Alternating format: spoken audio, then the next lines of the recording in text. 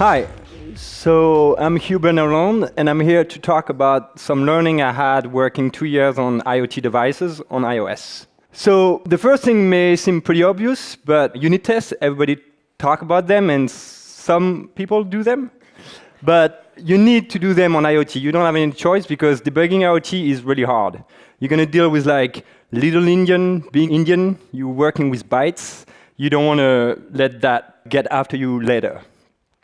So get at least 100% coverage of your models. That will save you a lot of trouble later. You obviously don't want to pass data around, so you want to make them wrap into some models, just for the simple sake that when something breaks, you're never really going to know who is to blame. Is it you? Is it the hardware engineer? Is it the firmware engineer? Obviously, it's not you, so unit tests will tell you that it's not. After, so you can do like basic unit tests. The good thing about that is like you have also data behind it, so it's fairly easy to compare data with data to do some assertion.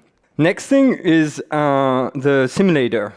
So back in time, it used to be supported to do BLE in simulator. It's not anymore.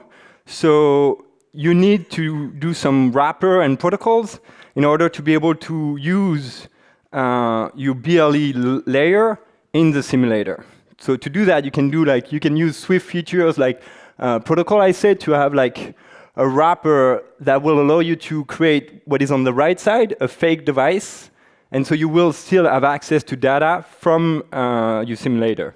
And so it will allow you to run your app on the simulator without any Bluetooth connection, because you can't, but still with live data coming as if it was coming from a Bluetooth device. And you will stream like some fake data they can build up before, random data, whatever. So that's another really important learning that I had. I'm sorry, by the way, for the singleton, but it's not real prod code here. One of the last things I want to share seems even more trivial, but it's really important. Device will always be slower to build than an app. Not only because we're smarter than hardware engineer, but also because they have really long cycle. They need to print a PCB, they need to test it out. It's like weeks and weeks and weeks. So whatever say your hardware engineer, it will never be ready.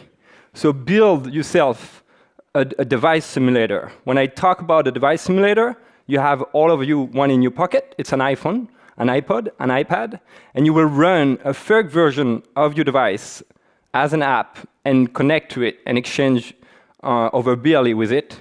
And that's mine here. And you can also do that for the beginning in macOS Playground, because macOS Playground, unlike iOS Playground, do support BLE on Xcode on Mac. So you will have access to the BLE layer. So it can be as dumb as just a playground playing your simulated device. So for example, here on the right, I have this little demo. It's obviously I'm really good at UI. That fake, it's a UV sensor. And I have the option to fake the amount of UV that I'm taking, if I have any sun protection, and so on and so on. So I'm actually kind of God right now. And it's really interesting to see when you play with that, A, you're going to learn more about the way you hardware engineer could have thought the process of building his firmware, but also, like I said, you can debug it at any time. So quick summary, simulate as much as you can. Apply the same principle for BLE than you could do for a server, because BLE, your Bluetooth device, is actually a server. It had the data. You just have a little bit less battery than a server. And finally, unit test, and unit test. Last thing, a good BLE app is like a good cake. You add a layer.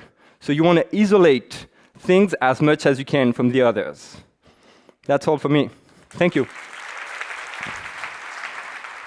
Thank you so much.